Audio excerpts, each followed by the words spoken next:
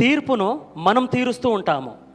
ఎవరైనా మనకు హాని చేసినప్పుడు, ఎవరైనా మనకు గాయం పెట్టినప్పుడు మనం వెంటే వాళ్ళకు తీర్పును తీర్చాలని అంటే మనము కూడా గాయమో, గొడవలో, కోపాలో, ద్వేషమో ఏదో ఒక రూపంలో మనము ఎమ్మటే వారి జీవితంలో మనమును తీర్పును తీర్చడానికి సిద్ధపడుతూ ఉంటాము.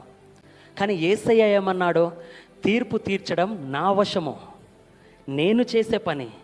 నువ్వు ఏం చేయాలి అంటే, నిన్ను ఎవరైతే గద్దించారో, ఎవరైతే నిన్ను ద్వేషిస్తున్నారో, ఎవరైతే నీకు గాయము పోర్చారో వారిని నువ్వు ప్రేమించు.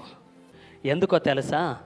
దేవుడు అంటాడు కీర్తనల గ్రంథం 23వ అధ్యాయం 6వ వచనములో, నీ శత్రువుల ఎదుట నీకు నేను భోజనము సిద్ధపాటు చేస్తాను. అలాంటి గొప్ప దేవుడు మనకు ప్రేమించమంటున్నాడు. మనం ప్రేమించగలిగితే, క్షమించగలిగితే, తోటి వారిని దేవుని ప్రేమను చూపించగలిగితే ఈ దేశము నువ్వు క్రీస్తు గురించి చెప్పకుండానే క్రీస్తు గురించి తెలుసుకుంటుంది.